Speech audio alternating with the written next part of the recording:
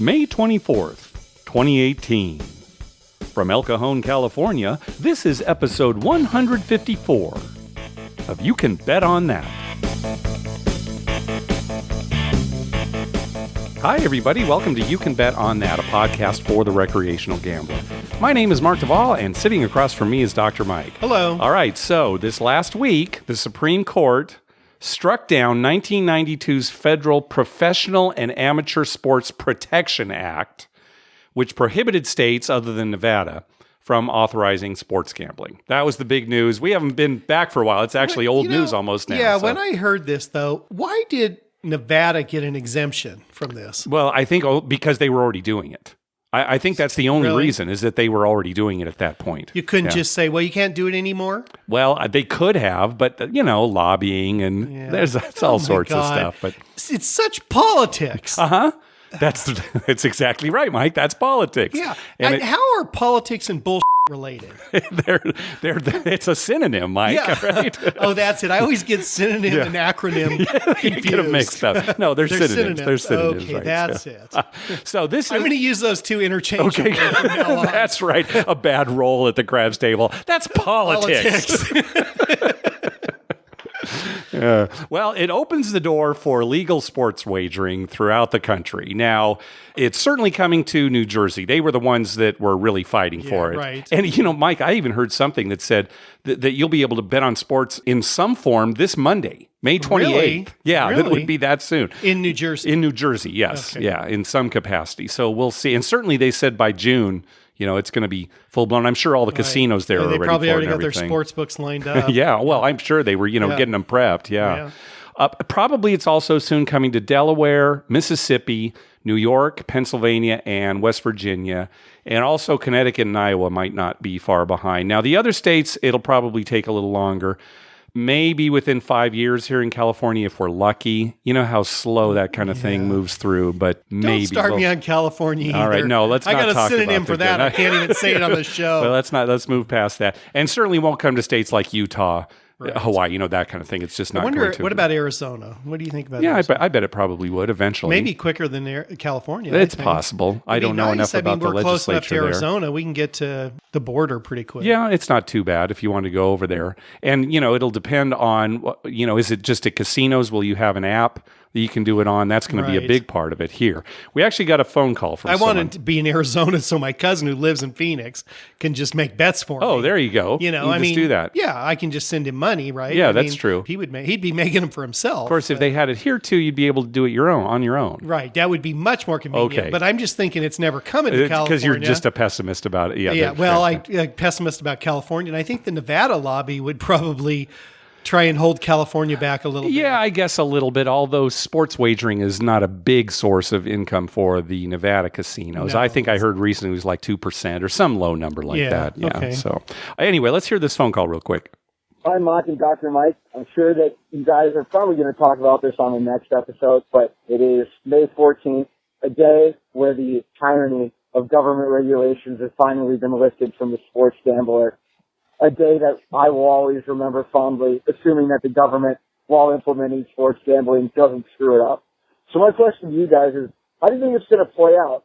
Do you think it's going to be as widespread as, say, a Keno or a state lottery is, and I can go up to my nearest gas station or supermarket and put in a bet and take the Cowboys -7 on a Sunday afternoon? Or do you think it's going to be solely in sports books? Obviously, with the way technology is, I wonder if state gambling boards or whatever will roll out an app and people will be able to use it that way. And then I guess my other question would be is, how do you think some states will do in terms of regulating who can and can't be a bookmaker? Because I think in order for them to get the state revenue that they really want, and the whole reason that this is lucrative for them, is that they're going to have to make it readily available and convenient for people to use, or else I know people like myself may continue to give their business to a local entrepreneur who might do some of their business under the table. So I'm just curious to think what you guys might think is going to happen in the next 2 or 3 years now that all this has happened. I hope you guys enjoyed your decision, and thanks again for all you do. Love the show. Take care. Yeah, I don't think it's going to be like the lottery, like in Great Britain, where you can just go down to the tobacconist and make a wager. I don't think it's going to be like that. No, I think I can't see that happening. No. It'll be... But it does, like he said, it has to be readily available. I know. And that's why, I'm thinking, if they're smart, they'll make apps for them. Like you can do in Nevada right now. You can bet sports on your phone if you're in the state of Nevada. Right. And so I think that would become readily available. But certainly, the big players, the casinos, things like that, they'll have the sports wagering, maybe racetracks. But say you live in California in a smaller town out in the middle of nowhere, and the closest casino is like an hour and a half drive or 2 hour drive or whatever. They have to make it available to those people too somehow. Yeah. So an app would be good. Yeah. How do they regulate those apps, though? Well, I mean, how do they stop your, 10-year-old son from grabbing your phone? That's always an issue, right? How do they prevent that in Nevada? Right. It's you as an adult, you kind of have to take responsibility. Obviously, if your kid gets a hold of your computer or your phone or something like that. $10,000 bet on, the Padres to win any game of the year. That's rough. That'd be rough. That'd be rough for you. Be rough. Well, first of all, you'd have to have $10,000 in your account. Really? Right? Yeah, that's true. Some people will, sure. right? Yeah, some people will. It's like anything else. But it's certainly not going to be, your local bookie is not going to be able to sign up. And, I signed up to be able to offer sports wagering. I've got a license now. Right. So that won't happen. It'll be interesting because hopefully the states won't mess it up. Hopefully the states won't tax it so much. Are you listening to what you're saying? It, will not be worth it to the consumer to go through that. Have you heard a word then they just stay with their bookie, because the bookie's giving them good odds. And there's talk about the leagues, the sports leagues wanting a cut in it for integrity. Isn't that what they're calling it? Like an integrity fee? Tax. Yeah. Yeah. So that's the thing. And it's funny because Eric Rosenthal on Vegas Confessions, he was saying, this is not going to do away with bookies because bookies, number one, they work on credit, which these other places won't. Maybe credit cards or something like that, but that's how bookies work. Bookies work on giving you a time. Yeah, you call it right. And, bookies might offer a better line depending on what happens. So who knows? Hopefully, fingers crossed that the lines that everybody have access to are as good as the Nevada lines. I'm sure that's going to be the case in New Jersey. They've been ready for it. Right. But we'll see what these other states do. Some other states might have a little different line, right? Yeah. Well, I think there's a lot to be worked out with that. Oh, yeah. A lot to be worked out with that. Yeah. And it sounds like a bunch of politics to me. Yep, that's right. And you know what I mean. Yep. Because seriously, there are so many things to work out that it could be kind of confusing as far as people getting into trouble. Sure. Well, that's like any kind of vice. Right. Anytime you do that. But people are making illegal wagering now like crazy. Right. I understand that. And those people are fine. I'm fine with those people. Okay. Seriously, because that's what they want to do. I'm more worried about the casual guy who's never thought about making a sports bet. Right. Not a gambler. He's not like us going to the casino every week. And he's just a guy who says, no, but he happens to like the Chargers. Okay. And so he decides. He's got a problem anyway. Yeah, he's got a problem. Right. He's got a big problem right there. But he'd be sitting on his couch thinking, well, I really think they're going to win this game. I really think they're going to win this game. And it would be very easy to do on an app. You're doing it legally. Right. You're doing it legally. Or even if it was like at a 7-Eleven where you could just go in and make a wager. A guy like that could get himself in some trouble. Sure. No, absolutely. Thinking, because there's a ton of people who live paycheck to paycheck. And, you think, oh, God, I can make my rent this month if I just make $1,000 wager. Yeah, it's like anything else. It's like the lottery. Right. There's always been a complaint against the lottery saying, well, it's a tax on the poor. Right. Because more poor people bet the lottery. Right. They're hoping to not be poor. Right. So there's always going to be controversy like that. Yeah. And it's just, if it's readily available, so readily available, you're going to get some casual people. Yeah, sure. Right. And they're just betting with their heart and, losing their $100. So we can speculate, but we'll see. Yeah. We'll definitely see. I think you are right, though. California, it's going to take quite a while. I think it'll be a little while. I'd say at least 5 years, and hopefully 5 years is it. And maybe it'll come around. Maybe when they see other states, and the revenue starts coming in, maybe it'll make a difference. They were pretty quick with marijuana. Yeah, but, that's true. That was on the ballot. Right. Maybe that's the kind of thing it'll get on the ballot somehow. And then it'll the probably get on the ballot. Should we go ahead and do this? Yeah, that's true. Well, the Preakness was this last Saturday. You watched this one, didn't you? I think you were able to watch that. I got home. And Justify, I don't want to say he had no problem, but he clearly won the race. Well, Yeah, he won. But it was a little dicey at the end. I'll tell you, if that had been a couple furlongs longer. Well, and the Belmont Stakes coming up is a quarter mile longer. Right. And so, yes, that's what you were thinking was, all right, Justify may not have what it takes to, Triple Crown. I had a patient who told me before the Preakness, he said, "Oh, that's the best horse I've ever seen. I know horses. That horse, I mean, the way he ran the Kentucky Derby, he's that horse that will win the Triple Crown." And I'm thinking to myself, well, I didn't think that from what I saw. Now, after this race, I don't think he's going to win the Triple Crown. Okay, because you saw those horses kind of creeping up at the end. They were coming on him fast. And now, who knows? Maybe, who knows, right? The jockey knows he's about to get there. Yeah, so maybe he was slowing down a little. I don't know, what the deal is, but it just seems like he may not have the power. Well, close to race time, Justify was a 1-5 favorite. And I went on Twitter basically saying, look, it's one thing to, be pretty positive who's going to win a race. But just because you know who is going to win, it doesn't mean it's necessarily a good bet. And I think at 1-5, Justify was not a good bet. Most people on Twitter agreed with me. One person at least disagreed, said, oh, this was so obvious he was going to win, you got to take it anyway. But I think that's something that horse bettors really are aware of. It's not just, oh, wow, I picked a winner. It's making money. Right. And sometimes... without risking as much. Right. Sometimes betting on the favorite, great, it paid $210. Right. I think at the end, Justify paid $280. But still, that's a small return for what you're risking. Your 80 cents return is... And if you're putting a substantial amount of money, a guy betting $2, big deal, right? Big deal. Yeah, sure. A guy betting 200,000, right? He wants to make a little more money. That's right. Well, we bet on Good Magic, who ended up finishing fourth, and it was too bad because we're watching. Good Magic was right along Justify virtually the whole way, right? And then faded at the end. Yeah, right there. A couple of horses got ahead of him. I don't know if he faded so much; he was just passed right at the end. So, and one of the horses that passed him, the horse that finished third, what was his name? I can't remember either. But your wife had bet across the board on him. Across the board on that horse. I said, across the board? She said, yeah, it might win. I'm like, no, Justify will win. Bet it to second and third. That's right. It was the biggest long shot there. Yeah. 25-1. Yeah. She made 80 cents. That's right. Because it paid $6.80 to show. Right. And across the board, you got to pay $6. So not much of it. Yeah, she won 80 cents. That's which she promptly donated to You Can Bet on That. That's right. Since she used our app, she said, just leave it there in the TVG account. So thank you, Lynn, for that. Very generous. Maybe we'll turn that We'd like to thank Lynn for the donation this week, 80 cents. And in a couple of years, that 80 cents will be worth $1.40. Something like that. That's right. A little crew.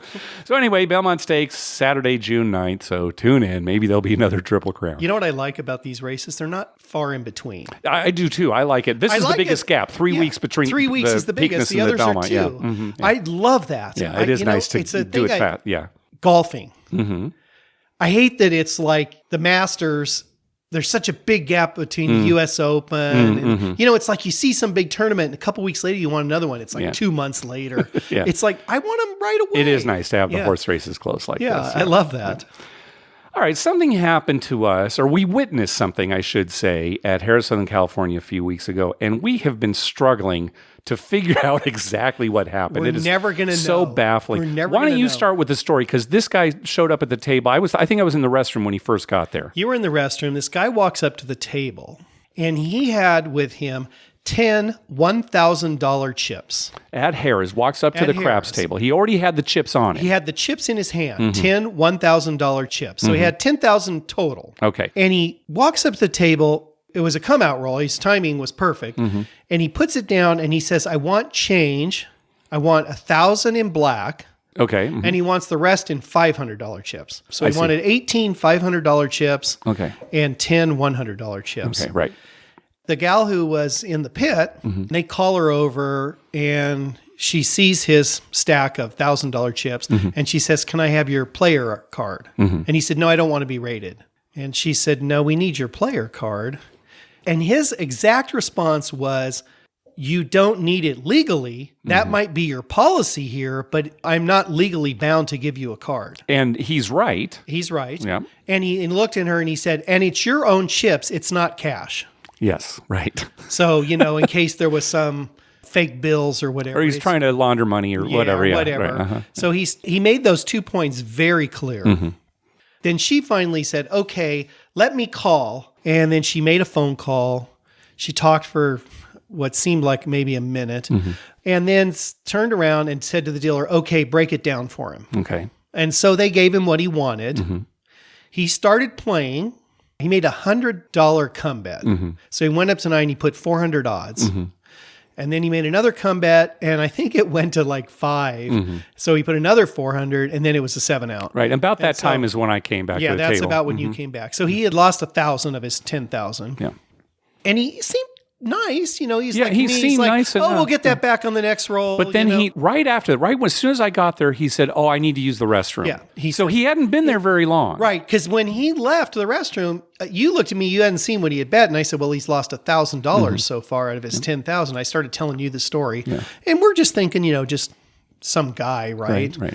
Anyway, he went to the restroom. And he was very concerned about leaving his chips behind. He was very concerned. He was like, is this okay? Like he'd never done this before. Like he'd never been in a casino. Right. Is this okay to leave it? And certainly I can understand that. It's a lot of money. Right. But just the fact that, and he kept asking, he'd start to step away and, are you sure that's okay? And they put a towel over his chips, but he was very concerned about it. Very concerned about leaving his chips that much. Yeah. And the funny thing too is he twice said something like, this isn't my game. I'm a blackjack player. This isn't my game. Yeah, and at one point he said to me, yeah, I'm not a craps player. That's why I don't want to be rated. Right. And I'm thinking, what is that? That doesn't make any sense. What do you mean? He had said that to the dealers too, because the dealer, Jimmy, the guy said something and Jimmy said, oh, we're not trying to give you a hassle. It's just, we don't want to get in trouble. Yeah. And the guy said, well, I'm not trying to be, a jerk or anything. Yeah, he was very nice. Yeah, I just want my money. He came back from the restroom and then suddenly some other pit bosses and security started kind of milling around. Right. It's like, well, what's going on? Well, then he went to the restroom again. Remember? That's the thing. He came back, he played a little bit, and then I got to go to the bathroom again. It's 2 minutes, what's going on? And then he said, I got to go to the bathroom again. And he covered his chips up and left. Yeah. That's when I turned to you and said, he went to the bathroom like 2 minutes ago. Yeah, what is going on? What's going on? And one of the dealers had switched. It wasn't Jimmy now. It was another dealer, and I think it was Matthew. And Matthew said something like, oh, he's probably hitting the candy. It was going in there, maybe the doing nose candy. Right. That's what Matthew said and kind of laughed because the guy was a little skittish. Yeah, maybe. Too. But, and I'm like, oh, okay. Well, that maybe explains something. Maybe he's doing something in the bathroom, right? Yeah. Certainly not peeing. I mean, unless he's got the world's smallest bladder, Paul. Yeah. So anyway. He comes back from the bathroom, and at this point, there is like 2 or 3 security guards and one of the casino higher-ups. I'll call them that. And anyway, they start talking to him. Yeah, and they basically said, here, come with us. Well, the first thing they said is, can we see your ID? Oh, did they ask him for that? Yeah. I mean, I'm standing right next to him, so I heard everything. They said, can we see your ID? He said, I don't have any with me. Oh, that's right. You did tell me about that, right? And they said, well, where's your ID? And he said, it's in the car. Right. And the security just looked at him and said, well, let's go out to your car and get your ID. Right. And so then he left. He put up no fight. No fight, no fuss, no muss. He picked up his chips, walked away, and left $100 chip in the rail. Yeah, that's right. You had to, and I'm like, hey. And he's not paying attention to me. He's still talking to security. Yeah. Well, one of the other security guards heard me. He came and got the $100 chip and chased after him. Yeah. So I assume they gave it to him. I'm sure they did. Yeah. But they were headed out. So at this point, we're like, what the hell? What's going on? I mean, that is. We're thinking there's something fishy going on. It's the weirdest thing. They ask him to leave. I mean, who asked you to leave? They didn't say anything like. And he already had chips. That's the thing. He didn't come in with. He already had chips. Now, where did he get the chips? That's what I'm wondering, right? And when he got the other chips, wasn't there some issue then? Right. He didn't get that many in chips. Right. You got 10,000 in chips. So anyway, after he left. We finally asked one of the pit bosses, hey, what was the deal there? Right. Yeah. She said that That's right. She said he was an exclusion, that he is an advantage player. And so we're thinking, okay, advantage player. They don't want an advantage player here. But then we're thinking back on his actions that didn't seem like an advantage player. No. Now, if you're an advantage player and if you're an advantage player, you're not playing craps. Well, unless you're doing it for cover. You want to say, hey, yeah, I play all the games. And there's certainly no way to get an advantage at craps at Harrah's Southern California, even if you believe in dice influencing. Yeah. Or, the cards are shuffled. The combination of the dice and the cards, there's no way to beat that game. No. And he didn't give his card. He didn't want to be rated. So how is that cover? Yeah, right. Right? They don't even know who he is. Right. That's not cover for anything.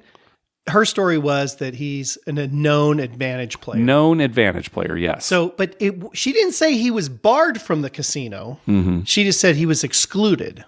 Yeah. So does that mean like you can come here and sit at the bar and go to the restaurant and do whatever you want? You just can't play? Mike, maybe there was an advantage player who played out there, playing some blackjack, counting cards, whatever, hole carding, won $10,000. They kicked him out before he could cash out, which they shouldn't be allowed to do. But again, this is a tribal casino, so what are you going to do? Right. And so then maybe he sent his friend back to try to, wash these chips, basically. He said, yeah, go to the craps table, cash in, play a little bit, and then you can go cash them out. Yeah. He wasn't there very long, so he could have been doing that because, so he lost 1,000, and then he gets 9,000 in smaller denominations, takes it up to the cage and gets 9,000 cash. Yeah.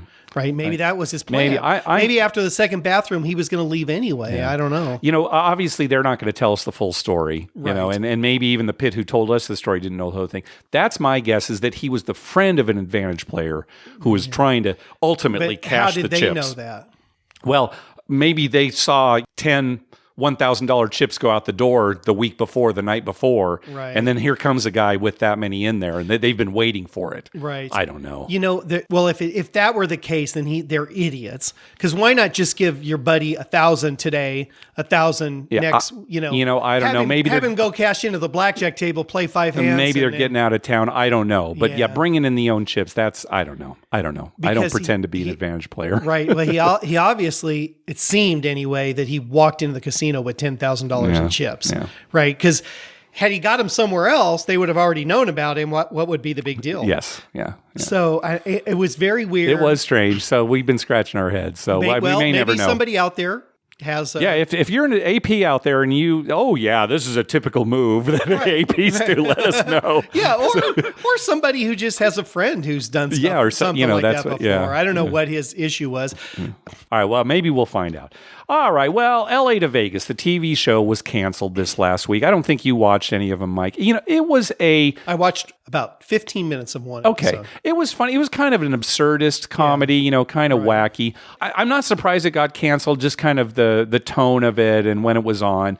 I would say the show was watchable. I'm not shedding a tear over it, going off the air, but I kind of wished it had hung around because it certainly had potential. I could have seen it getting better and better as the years went on. But it's one of those shows, though, that had such a small niche, I think. I think so, right? And how many stories can you tell where it's on the plane? I mean, they're not on the plane the whole time, obviously, but that's the one I saw. They weren't on the plane at all. Okay, they were in the airport, that's where a lot of it takes place. Getting ready to get on the plane. Right, things like that. So you can probably catch it streaming on one of those services if you really want to watch LA to Vegas. But it's 6 episodes? How many there were 15 episodes. Really? Yeah, there were 15 episodes. There were 15? Yeah. Wow. There was a certain amount, I don't know how many, and the network said, we'll take a couple more, but ultimately canceled the show. So I wonder how they feel about that. The guy who made it. Oh, it happens all the time. I mean, I guess they're used to it. That's part of TV. Yeah. It'd just be like, we put a lot of sweat and tears into this, then it's, Yeah, it's tough. It's a tough business, Mike. All right. We've got some messages from listeners. Let's get to them. Some email messages, some Facebook messages. Let's start out with Jim. He says, "Hi, Mark and Dr. Mike. I became a doctor of pharmacy in 2011 and did a little research on gambling proclivities amongst doctorate-level professionals. Pharmacists were among the highest percentage group to indulge in gambling, sometimes problem gambling, whatever that is.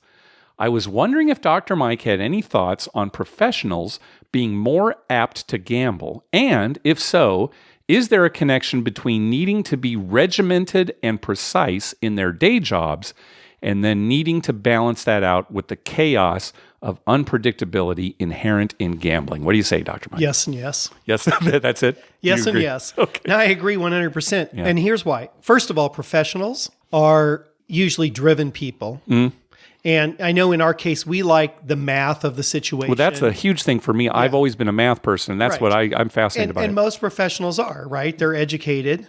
And in order to be a professional, you have to be driven and interested in something like math. Okay. Maybe not math in particular, but something. Something like that. And so I think that lends itself to gambling. Mm-hmm. I mean, we both love the odds and trying to figure a way to come up with a better system. Sure. And we, even come up with things along the way. Hey, we should be doing this instead of this. I'm always telling you, like, I'm going to try this. And I know it's not right, but I just want to test it out anyway. But every once in a while, we'll come up with something like, hey, I didn't even think of this. I wonder if the casino knows. Right. And so, that's part of it. Yeah. And the other part is, you are so structured in your job, whether you're a pharmacist, a doctor, an attorney or something, you have to be very regimented and structured because important things are happening. Mm-hmm. It's not like, you're cleaning the windows at a car wash. Right. And if you miss a spot, the guy just yells at you. Yeah, right. If we screw up, we're in trouble. Yeah. Mm-hmm. So it's high stress. And I think for me anyway, I like going to the casino because you can kind of let loose a little bit. Sure. Yeah. Well, I know after a winning session, if we're out there and we have a winning session, the next week, you cannot wait to get back. Yeah, right. That's not necessarily after a losing session, but certainly after a winning one. It's like, I'd like to go back now. Right. I want to be there tomorrow. Yeah. All right, good. Yeah, so I think he's right on both cases. And congratulations for becoming a, pharmacist. Yeah, that's not a bad job, is it? I've been telling people for years. Yeah, I've got a cousin. Hey, if you have a kid and you want him to get into a great profession, pharmacy. Yeah. There are so many opportunities of like jobs. Yeah. Like you can work nights, days. That's true. Yeah. Seriously, their pharmacies are 24 hours. You can work nights, days. It's a perfect job for like somebody who wanted to have a family and still work. I mean, they can pick and choose around their hours. But can be high stress, like any it's very medical high stress. profession. Well, you can't screw up. That's right. You can't screw up. I mean, you really can't screw up. Oh no, I gave her the yellow pills. Yeah, exactly. It's right. I mean, you got to get everything right because it's not like you ordered and you got 3 patties and a bun and nothing else on your hamburger. I don't think that's ever happened. That's crazy. That's nuts. That's insane. All right. On a previous episode, Dr. Mike, you said you didn't like the name of Resorts World Catskills.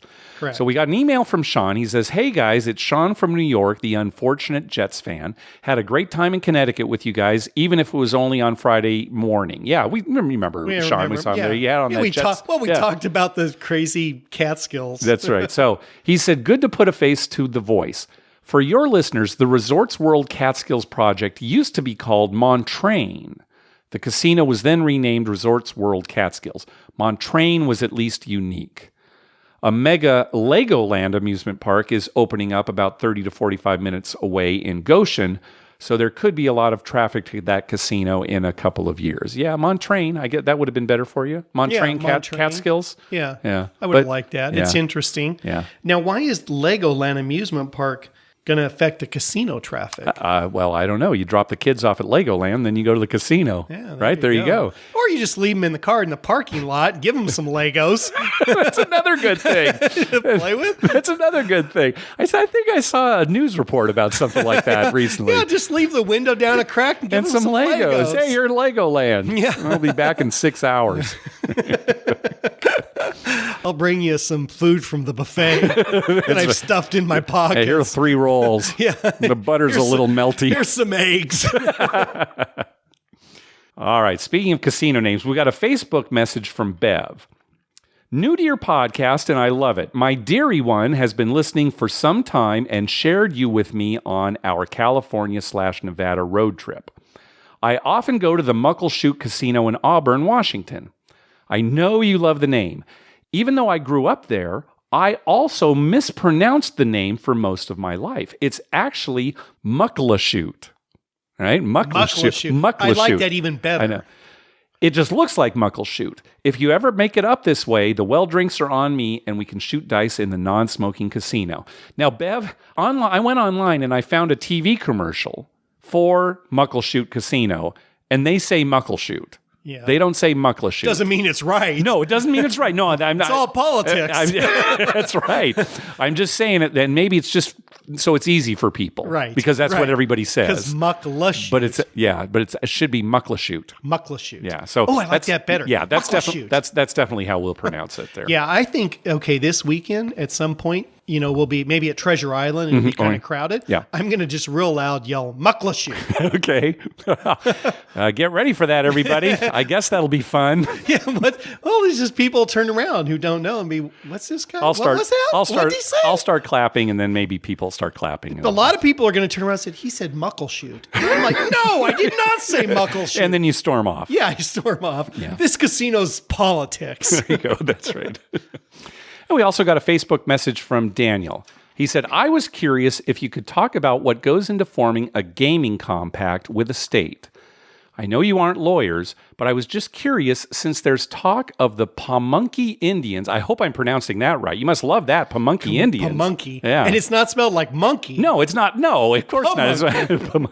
There's talk of the Pamunkey Indians building a casino. However, there is no compact yet, and Virginia has been long resistant to casino-style gaming.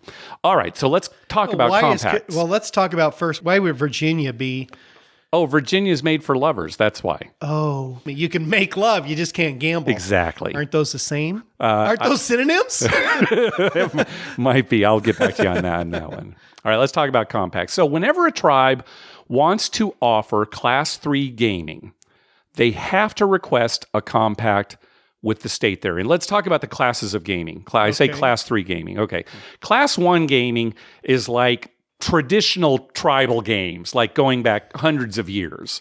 I don't know. Such as? Well, I don't know. They've got. I was looking them up. They've got like these rock games, and it's more of a kind of just a play thing. Kind of ceremonial type games. It's type right. 1 gambling, and there's probably more to that, but it's very minimal. So we're not going to run into somebody with a type 1 gambling. Class problem. 1. No, we're not going to see anybody with a Class 1 gambling problem. Class 1 gambling. You're right. Yeah, I've got a Class 1 problem. That's right.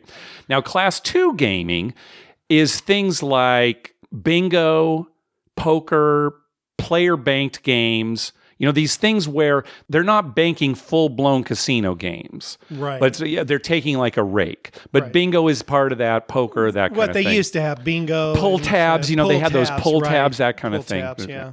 And then Class 3 gaming is full-blown casino games and slots, just like you'd find in Las Vegas. Okay. That's Class 3 gaming. Yeah. Okay.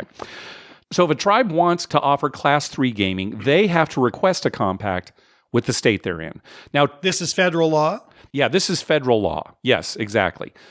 Now, tribes don't need a compact with the state for Class 1 and Class 2 gaming.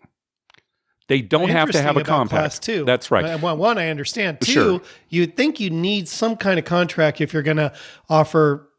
pull tabs are like the lottery. You don't have to have a compact, but that doesn't necessarily mean they can legally offer those. For example, Utah's state constitution basically prohibits all gambling. Okay. So the gambling has to be offered in the state in some form. So your example, like California, before they had a compact, California had a lottery. Okay. So they could have pull tabs. The tribes could have pull tabs, which were basically lotteries. Yeah. Yes, and exactly. And they allowed churches to have bingo, so they could have bingo? Yeah, I'm not sure how churches fit into it, but I think so, yes. Yeah, right, because churches have those bingo things. But just speaking about tribes don't need a compact for Class 1 and Class 2 gaming as long as that gaming is legal somewhere in the state, in some form in the state. All right. Okay, so the tribe needs to request a compact. The state then is required, by federal law, to negotiate with the tribe in good faith.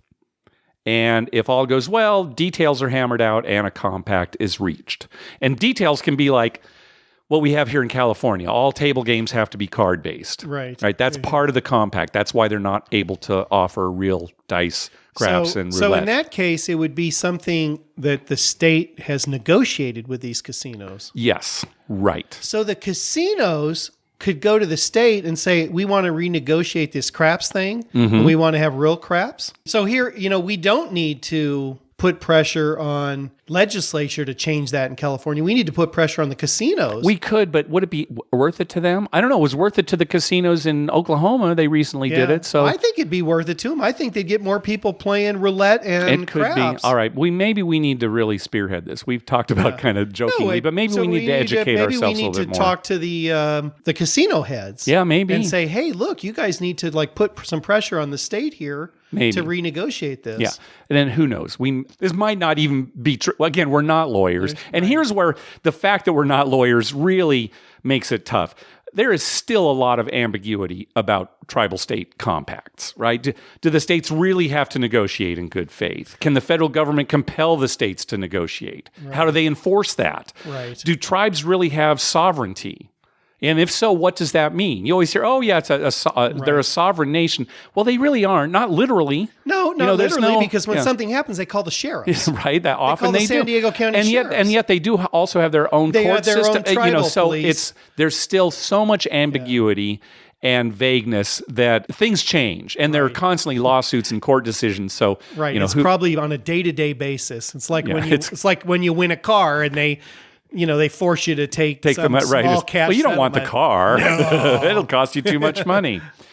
So that's about all we can say, since we're not legal experts. But in the case of the Pamunkey tribe in Virginia, they don't currently have a compact, but again, they don't need a compact to offer Class 2 gaming, as long as Class 2 gambling isn't specifically forbidden by the state. So Virginia currently prohibits gambling on games of chance.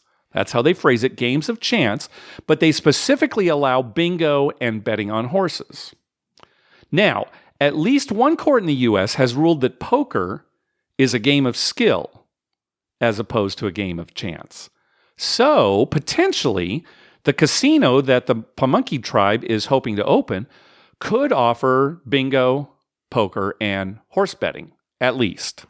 Okay, so without a compact, they can go ahead and do that. If they want Class 3 gaming, then they need a compact.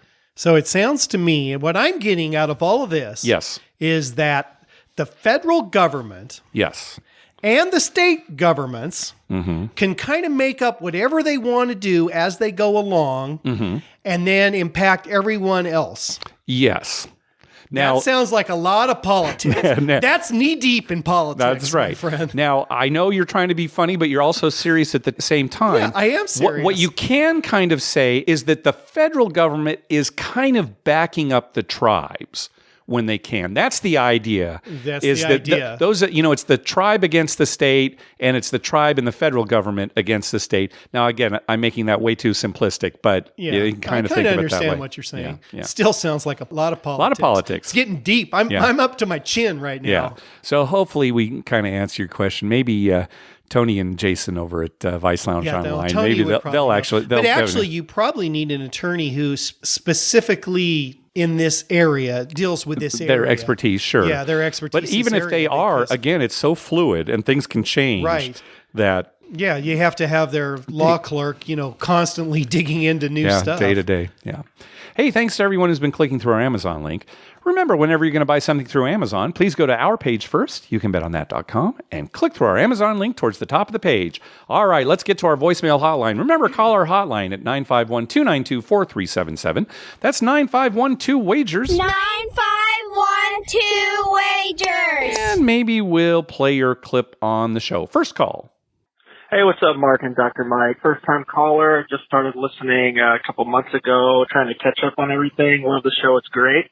I had a quick question. This is probably random, and you guys are totally wrong as much as you go gambling to tell me how to save my money. But I've got to go to Vegas for a week in June. I'll be there for 6 nights, which I think is far too long for Vegas. Long, but, oh well, work's paying for it and I'm stuck there. But my buddies aren't coming in town till the last 2 nights, so any suggestions for staying away from the tables until then, so that I have a little bit of bankroll left over? Probably kind of a weird question. Also, second thought, I just discovered on my podcast playback in iTunes that I can play back at 1.5 or 2 times speed. 2 times is a little too fast for me to understand, but 1.5 times is great. I can understand everything, and I'm catching up a lot faster than listening at the standard speed. So anybody else who's trying to catch up at 1.5 times speed, it's kind of convenient. You guys have a good weekend. Good luck, and I'll talk to you later. Thanks. Yeah, good. And there are some podcast apps that go as high as 3 times speed, which it makes it impossible here. But then I can't even understand 2 times. There's some that offer 1.25 speed, so 1.25 times speed, and that's kind of nice because it's almost like they're not really talking that fast. It almost sounds normal. But I have to listen to all the podcasts that I listen to. I have to listen to all of them at 2 times speed just to get through them all. Yeah, I listen to so many of them. See, and I can't do that. That's why I listen to fewer. Yeah, and I listen to them not as frequent as you because it drives me crazy. Yeah, and your commute isn't quite as long as mine is. And it's funny because there have been a couple listeners who have come up to us, met us for the first time, and they say, "Oh yeah, I normally listen to you at 2 times speed, so it's kind of weird to hear you talk faster." So then I say, "Okay, I'll start talking faster then." Yeah, that's right. As far as things to do in Vegas, other than gamble, if you're on your own, you're by yourself. You're by yourself. All right. There are actually quite a few things. And I'm trying to look this up right now because I just read it today on one of my news feeds. Oh, okay. And it was one of these blebs, 12 things to do in Las Vegas besides gamble. Oh, okay. So, I mean, if I can't find it here, you can look it up. But it was all the parks around there. Like, there's Red Rock. Right. So you said, you can rent a car and you can go out to Red Rocks. And there were 12 places that were within 40 miles of Vegas. Well, that's the thing. So the suggestion, I guess, in this thing that you saw was to get away from the Strip, get away from the casinos and go out to... See, that's one thing I was going to say is like Hoover Dam. I don't know if you've ever been to Hoover Dam. It's fascinating. I have never been, and I am going in July. Oh, that's right. You're going with the family. That's fascinating, right? But here's the thing. It's a lot more fun to go with other people. I mean, if you and I are stuck in Vegas by ourselves, we're probably just going to go to the tables. But, right. Yeah. If you're by yourself, driving out to Red Rock and looking at, the rock formations is probably not as much fun. Yeah.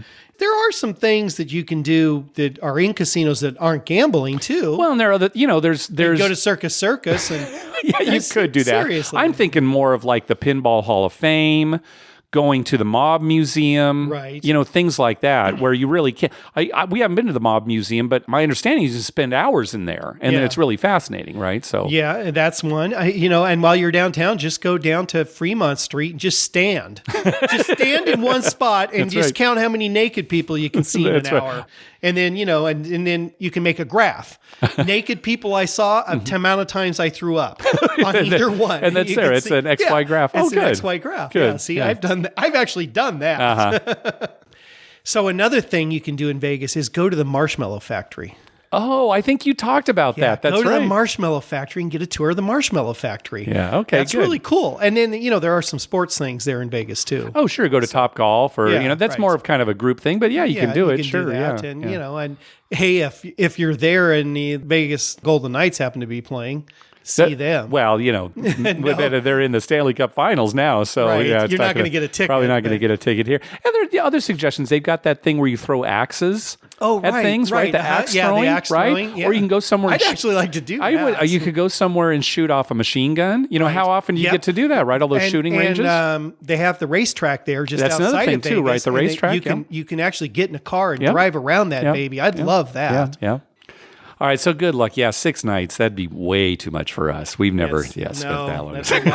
That's a long time. Sorry. All right, let's hear from our buddy Robin. Well, hi, Mark and Dr. Mike. This is Robin from Anytime Gambling. I was playing Pai Gow at Foxwoods the other day, and I'd like to know your opinion of the dealer insurance for Pai Gow and the player insurance for Pai Gow. Most likely a side bets. I know they're probably not great bets, but I'd just like you to just go over that and explain it to us. And maybe, is there any situation where it's good to, actually bet on those? I didn't get to see you much at Gamblepalooza, but I think I'll see you a little bit more, at least at Podcasters After Dark at the Zorkfest. Looking forward to it. As always, great stuff, and you guys rock. Thanks. Yeah, Bye-bye. good. We'll see you here this weekend, Robin.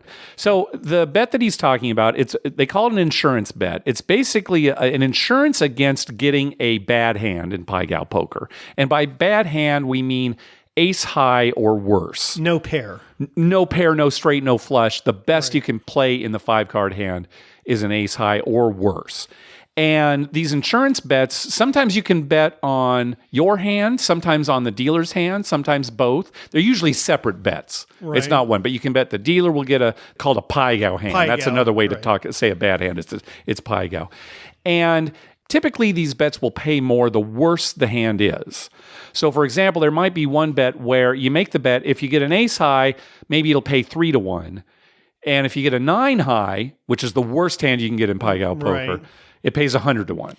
We've only had a couple of nights. Well, in all the Pai Gow we played, maybe 5.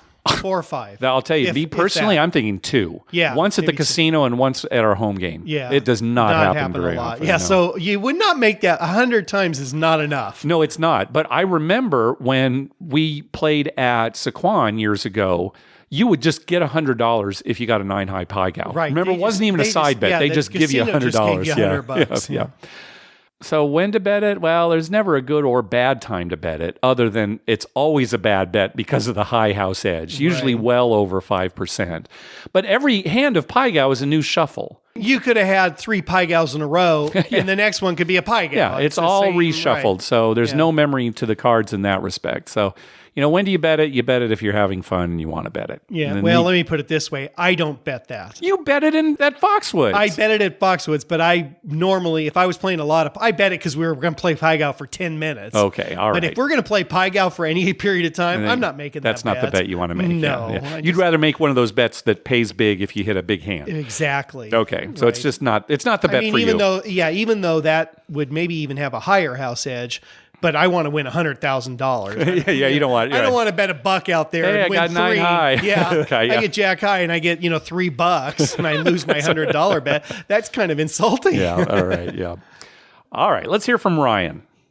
Good evening, Doctor and Doctor's friend. This is Ryan from Minneapolis, St. Paul area. Just leaving Canterbury Park on in Shakopee, Minnesota. I just want to let you guys know about Face Up Pai Gow. I shared with you guys a while ago that they were bringing it to Canterbury's Park Club, and they have completely done away with the traditional Pai Gow game, and now are simply running Pai Gow Face Up. Played it for a little bit, much like a few other callers have mentioned. It's not terrible. It's not.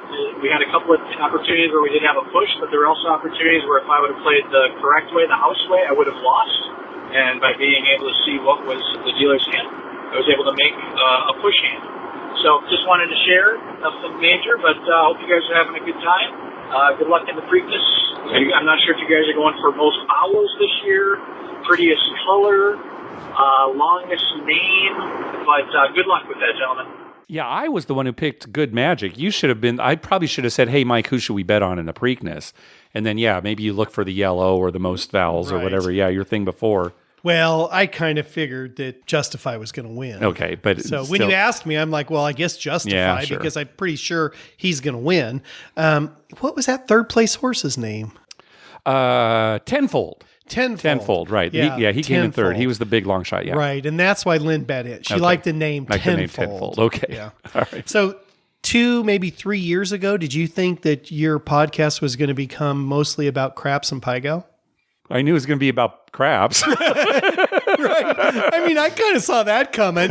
We've got so much Pai Gow talk lately. I'm going to find Face Up Pai. I'm excited for it now. Yeah. This weekend, I'm going to find some Face Up Pai Gow. I'm sure you will. Yeah. Right. I'm looking forward to it now. Don't you think downtown there's going to be some? Well, I don't know about downtown, but remember it was New York, and I think you said Park MGM, and we're going to be down at South Strip at least for 360 Vegas Vacation 6, because that's going to be down the south part. So, yeah, I'm going to play some for sure. Okay. For sure. All right, I'll play some with you. Well, I know you will. For that 5 minutes. All right, I'm bored. All right. Who knows? Maybe I'll hit something big. Maybe. Yeah, I don't know about the side bets. We haven't really talked about those. Right. So I know you can make a side bet against the ace high push hand.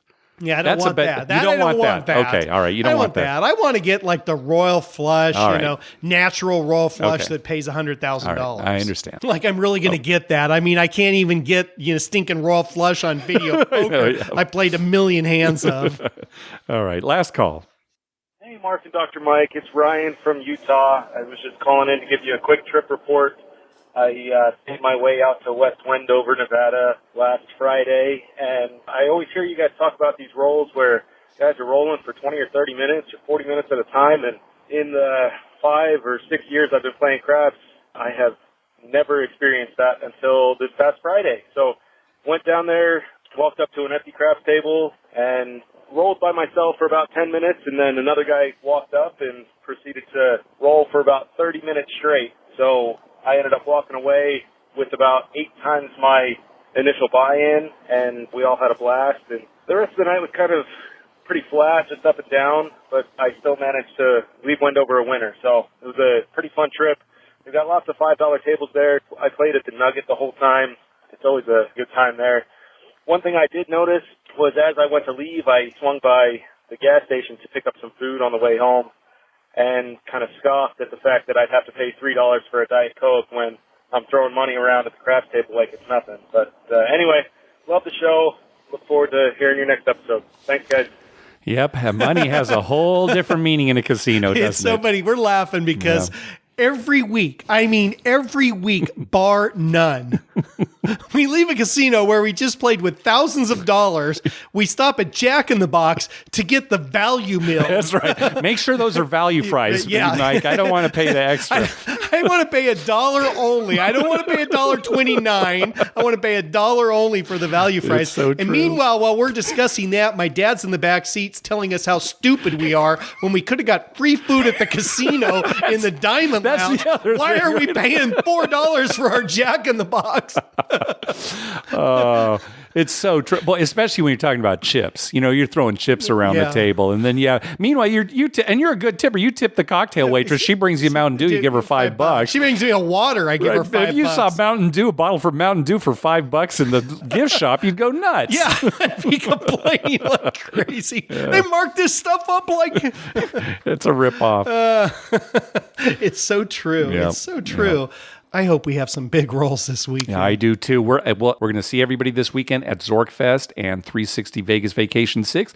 We don't have much more to say about it now because if you're going, you're probably already there. Right. Because this is going to air tomorrow. This is coming out on Thursday, right before everything starts. So we'll be there Thursday evening. Yeah, we'll be there Thursday night. Now, Podcasters After Dark, where we'll be doing our show, they're hoping to stream the event live. So it's going to be us and Vital Vegas and Travel Fanboy and the guys from Vegas Confessions. We don't have a link for you yet. Not sure exactly what that is. But if they end up streaming live, I will post the link to Twitter and Facebook. So you hopefully will be able to watch the event streaming live. Good. So my wife can pay attention to her Facebook. 10 o'clock Pacific time on Saturday night. So hopefully everybody will be able to... Starts at 10 o'clock. Starts at 10 o'clock. Right. Yeah. Exactly. Yeah. So... Very good. All right. Well, that's going to do it for this episode. We want to thank some people for some PayPal donations. First of all, Brian for his recurring donation. Thanks very much. And Brian and Sarah for their recurring donation. Hopefully they're... I don't know if they're going to be... Hopefully we'll see them this weekend. Yeah. Also from Susan, she says a karma donation for upcoming Vegas trip. Good luck. A PayPal donation from Brandon. He says a karma donation for Memorial Weekend Vegas trip. Can't wait to meet you guys at the Luxor Craps game. Oh, very good. Looking forward to seeing you there, Brandon. He says, when you come into Seattle, lots of great casinos in the area. Names like Muckleshoot, Snoqualmie, Tulalip, Angel of the Winds, Tulalip, Emerald Queen, Swinomish, Suquamish, Clearwater. I think I got that one right. Just to name a few. Keep up the great work. Love the podcast. Tulalip. You like that? Tulalip. Do you like it? Or are you just okay? All right. I can't tell the way you're saying it. I like saying it. Also, our buddy Dr. Taylor. He says, I'm convinced that you and Dr. Mike haven't hit a royal on video poker because your royal flush luck goes to listeners who donate. So he sent a donation for Tara's first royal. See you at Vegas Vacation 6. Oh, okay, we'll see if it works. I hope she's playing a $2. Yeah, exactly. Get $8,000 bucks. Nice. And finally, from Christopher, aka Chaz Gator, he says, Dear Mark and Dr. Mike, this is a karma donation for an upcoming Las Vegas trip, May 20th to 25th. My wife and I primarily play video poker, so we're hoping for a steady stream of quads throughout the week. Wouldn't that be nice? Anytime you hit hitting the royals, like, okay, it's hard to do. Man, you get those quads. If you get in a streak where just a few sessions, you get a few. It's so nice. You just need one in this session. It's true, especially if you're playing like, bonus or double bonus, something like that. That's great. I'll take a steady stream of anything at this point. All right, I think that's going to do it. Hey, be sure to check out our TV listings showing all the gambling-related shows coming up within the next 2 weeks. We update those listings every Wednesday using a customized program that searches through all the raw American TV data. Just go to youcanbetonthat.com/TV-listings. We'd love to hear from you. Call our voicemail hotline at 951-292-4377. That's 9512-WAGERS. Or you can email us at youcanbetonthat@gmail.com. You can also follow us on Twitter at You Can Bet On That and on Facebook at facebook.com/YouCanBetOnThat. And we will be tweeting the entire weekend, letting you know where we are. And all of our tweets also go to Facebook. So if you don't have Twitter or you don't know how to use Twitter, just go to Facebook. Even if you don't have Twitter, though, we've said this before, you can always follow us on Twitter by just going to twitter.com/YouCanBetOnThat. You don't have to have a Twitter account. And finally, please go to your favorite podcast app and write a review on us. We love getting your feedback. Mike, I just heard you laugh. What's up? I'm just laughing. I don't have Twitter or Facebook. Yeah, you depend on me. I know. My wife has all that stuff. I don't have. I depend on her when I'm with her, and you when I'm with you. All right, but you do have a smartphone. I do have a smartphone. Yeah. Okay, so you've got that at least. Hey, we should say thanks to all the listeners who came out and visited us this last weekend. I know. And so often, I'll tell you, before we get to that, I want to apologize in the past for listeners that we haven't mentioned. I can't tell you how many times we finished recording the show and I'm editing and it's like, oh my gosh, we forgot to give a shout out to somebody that we met at the casino. Yeah. But this last weekend, the Canadian guys, Ryan and David, their parents came, Marie and Alan. They were a delight. They were nice. They were so nice. I was telling Lynn when I got home, those Canadians, they are so nice. That's right. No wonder Canada's a wonderful country. So they're having their 35th wedding anniversary. So congratulations to them. I know they're going up They were winning too at the California. casino when we saw them, which was nice. Everyone was happy. And then Judge Dave met us out there. That was really nice playing with him. And it was perfect because as soon as you left the table, Dr. Mike, Dave and I were there, had this huge run. What a wonderful night. Yeah, Dave, that was for you. Because I know as soon as I leave, something good's going to happen. I felt so bad, Mike. I felt so bad. We were getting hammered. We were all three getting hammered. Yeah. I left, and I went, and I can't remember what I did. You had some free play you were going to do. You had to get your food, took it up to the car. Took it to the car. I was basically just taking a break. I come back. They're in the middle of a huge hand, and the hand before that you rolled, and that was a huge hand. I counted. I rolled like 44, 45 times on my roll. 45 rolls. Yeah. And then Dave was rolling. Dave followed it with another big one. With another huge one. So they got all their money back. They ended up winning for the night. I go home a big loser. And I refused to get into Dave's hand. That's right. You wouldn't come in. The middle. Yeah, you did, because you would have killed it. We know you would have killed it. And Tim is like, I can make room for you. You want to get in? You want to get in? I'm like, no, I'll just kill it. I just went and sulked at a machine. That was all for Dave because I wanted him to win. I just went and sat at a machine. It was so funny. I played for maybe like the third time in my life Keno on a machine, and I killed it. Oh, good. Yeah, I won. Good. I turned like $100 into like $3. Oh, good. Oh, good. 300. Okay, 300. Not $3. Well, it's funny because to add insult to injury, it was a mystery multiplier night, right? Where you get a multiplier on your reward credits. So you slid. It was like up to 50. That was the max. 5 guaranteed and up to 50. Yeah, which nobody ever gets 50. So you slide your card, you get 10 times. I slide my card, I get 20 times. Yeah. Let me tell you, let me just shout out to Harrah's Southern California. Thursday night, I can show up at the door and get 12 times. 15. It's new. I looked online. It's 15 times. Just for showing up. Just for showing up. Saturday, we're going to have this big multiplier, blah, blah, 10 times. Then I was talking to Ray, the pit boss, said, I got 20 times. Really? I've never heard of anybody getting that high before. That is such politics. Oh my God.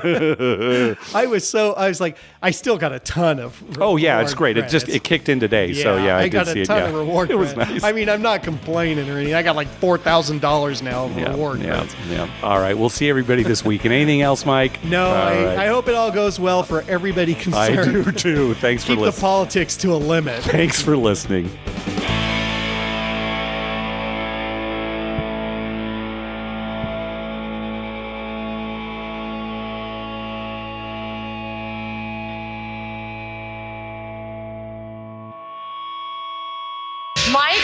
Mark, that was wonderful. I had no idea you were so talented. The audience is going to love you.